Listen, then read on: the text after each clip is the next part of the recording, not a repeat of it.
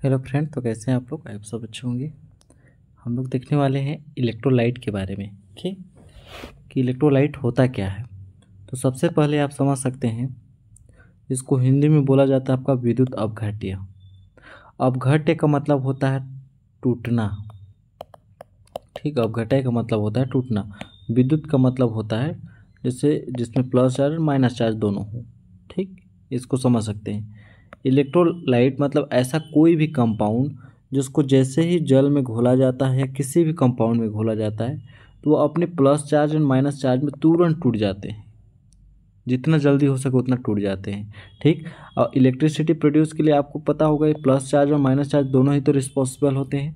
तो ही होता है कि जब आयन अपने आयनों में टूट जाता है, मतलब कि किसी भी कोई भी केमिकल को जब पानी में घोला जाता है तो अपने आयनों में टूट जाता है, वही होता है आपका इलेक्ट्रोलाइट या विद्युत अपघट्य, उसी को बोल सकते हैं। ठीक, तो सबसे पहले डेफिनेशन देखेंगे, इसके बाद इसके टाइप देखेंगे कौन कौन से टाइप हो सकते हैं।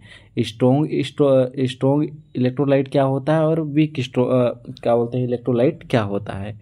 ठीक, यदि मैं आपको नॉर्मल सा बता दूं, स्ट्रॉन्ग का मतलब होता है जो जितना शीघ्र टूटे, वीक का मतलब होता है जो जितना लेट से टूटे। ठीक, जब उसको हम डेफिनेशन के थ्रू देखेंगे और एग्जाम्पल देखेंगे तो समझ में आ जाएगा आपको। तो चलिए हम आगे देखते हैं। जैसे रसायन विज्ञान में इलेक्ट्रोलाइट ऐसा पदार्थ है जो पानी में घुलने या पिघलने पर आयनों विद्युत आवेशित कण, जो प्लस और माइनस होते हैं विद्युत आवेशित कण, आयनों विद्युत आवेशित कणों में टूट जाता है और जिसमें वह विलयन या पिघली हुई अवस्था में विद्युत का संचालन करने लगता है। जैसे ही आपके प्लस चार्ज और माइनस चार्ज में ब्रेक डाउन होता है तो वैसे ही इलेक्ट्रिसिटी प्रोड्यूस करने के लिए रिस्पॉन्सिबल होता है। ठीक, मैं आपको एक सस्ता सा एग्जांपल बता दूं। जैसे हम लोग दो टब लेते हैं या दो बीकर लेते हैं। ठीक, एक बीकर में हम लोग रखे हैं पानी, इसमें भी हम रखे हैं अभी पानी। एक जो बीकर है आपका फर्स्ट वाला, ये सेकेंड वाला हो गया। तो फर्स्ट वाले में भरा है आपका शुद्ध जल। शुद्ध जल मतलब उसमें एक भी केमिकल नहीं है। इसमें हम ऐड करते हैं NaCl।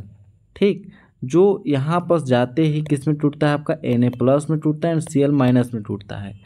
तो जब आप जो शुद्ध जल है वहाँ से अब यदि क्या बोलते हैं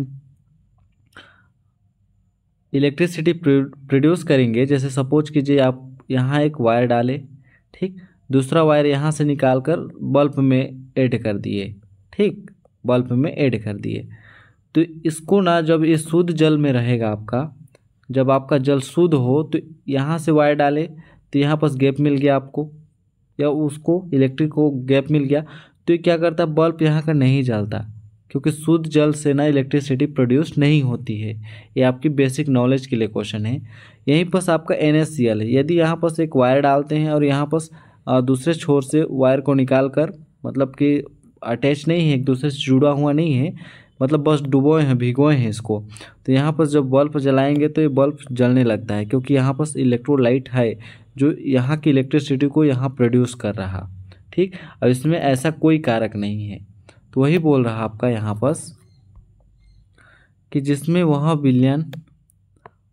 वह विलयन जो आपका घोल है या पिघली हुई अवस्था विद्युत का संचालन करती है। जैसे हो गया आपका सोडियम क्लोराइड NaCl, अम्ल जैसे HCl, और क्षार में आपका हो गया NaOH। इलेक्ट्रोलाइट्स के सामान्य उदाहरण हैं आपके जो बेस हो सकते हैं या एसिड हो सकते हैं। दोनों इलेक्ट्रोलाइट के एग्जाम्पल हो सकते हैं, लेकिन अब बोलेंगे कि अम्ल मतलब प्रबल अम्ल इलेक्ट्रोलाइट बोलें या मतलब स्ट्रॉन्ग एसिड इलेक्ट्रोलाइट बोलेंगे तो ओनली एसिड का एग्जाम्पल देना है आपको। बेस का जैसे NaOH का एग्जाम्पल नहीं देना है वहाँ पास। ठीक, तो यहाँ पर हम ओनली इलेक्ट्रोलाइट की बात कर रहे हैं, अभी अम्ल और क्षार में डिफरेंट नहीं किए हैं, इसीलिए आपका NaOH को एग्जाम्पल लिख सकते हैं, HCl को लिख सकते हैं। ठीक, यदि यहाँ पर बोलता कि प्रबल अम्ल या प्रबल अम्ल विद्युत अपघट्य का एग्जाम्पल दीजिए, तो आप ओनली एसिड का लिखते। एसिड में आ जाता आपका HCl आ जाता। ठीक, H2SO4 आ जाता। तो ये सब आपके एसिड में एग्जाम्पल आ जाते हैं। CH3COH आ जाता, एसिटिक एसिड। ठीक, ये प्रबल का हो गया। यदि दुर्बल अम्ल की बात करता तो दुर्बल अम्ल का मतलब होता है कि जो वीक इलेक्ट्रोलाइट होते हैं वही आपके दुर्बल अम्ल होते हैं। ठीक, ओनली एसिड की बात करें, जैसे हो गया आपका, जैसे देखेंगे आगे अभी डेफिनेशन पढ़ लेते हैं। ये पदार्थ आयन प्रदान करते हैं जो धनात्मक और ऋणात्मक होते हैं। इन आयनों की गतिशीलता ही विद्युत चालकता का कारण बनती है। जो प्लस और माइनस आयन जो टूटते हैं वही आपकी इलेक्ट्रिसिटी के लिए रिस्पॉन्सिबल होते हैं। ठीक, इतना तक समझ में आ गया होगा। अब बात करते हैं विद्युत अपघटय की प्रकृति या इलेक्ट्रोलाइट की प्रकृति कैसे हो सकती है। तो ये डिपेंड करता है उसकी नेचर पे कि स्ट्रॉन्ग इलेक्ट्रोलाइट है या वीक इलेक्ट्रोलाइट है। ठीक, तो किसी विद्युत अपघटय या इलेक्ट्रोलाइट के विलयन की चालकता उसमें उपस्थित आयनों की संख्या पर निर्भर करती है। वही बोल रहा हूँ कि कौन सा आयन लिए हैं आप।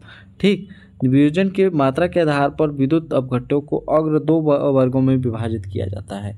कौन कौन से? एक प्रबल विद्युत अपघट्य जिसको बोलते हैं स्ट्रॉन्ग इलेक्ट्रोलाइट। ठीक, ये क्या हो गया आपका? Strong electrolyte. ठीक, ये विद्युत अपघट्य या ए इलेक्ट्रोलाइट जो प्रत्येक तनुता या पूर्णतः आयनित हो जाते हैं।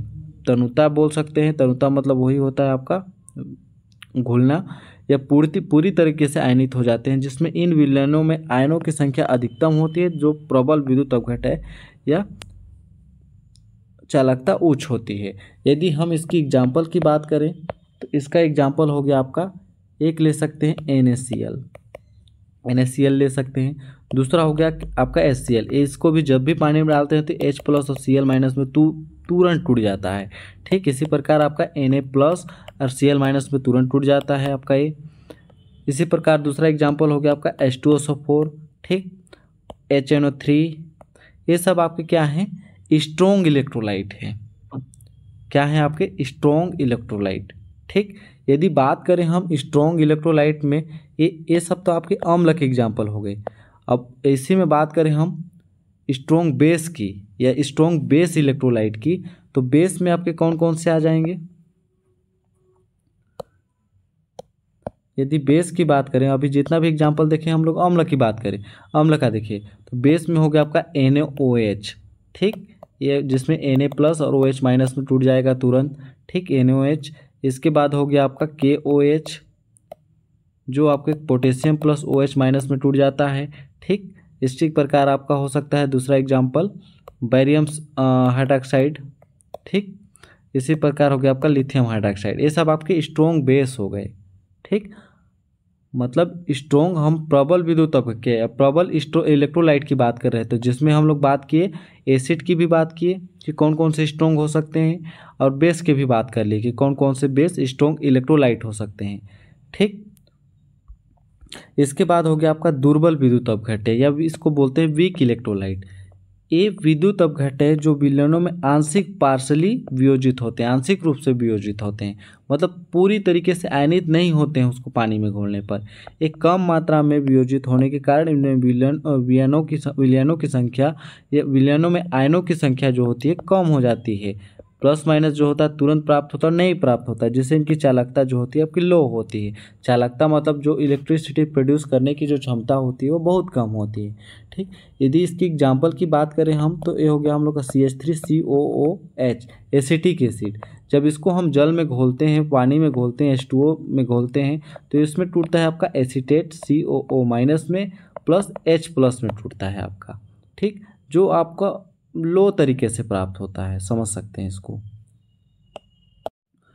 ये हो गया हम लोग का फर्स्ट एग्जांपल। अब दूसरा एग्जांपल की बात करें हम, दूसरा एग्जांपल की तो हो गया आपका H2CO3 जिसको बोलते हैं हम लोग, क्या बोलते हैं इसको बोला जाता है कार्बोनिक एसिड। ठीक, ये जो होता है आपका वीक इलेक्ट्रोलाइट होता है। ठीक, वीक इलेक्ट्रोलाइट एसिड में तो ये टूटता है आपका, एक मिनट, आपका यहाँ टूटता है H2 plus and CO3 minus में, -2 में टूटता है। ठीक, तो ये होता है आपका वीक इलेक्ट्रोलाइट, मतलब ये आंशिक रूप से टूटते हैं, पूरी तरीके से एकदम जल्दी तरीके से नहीं टूटते हैं।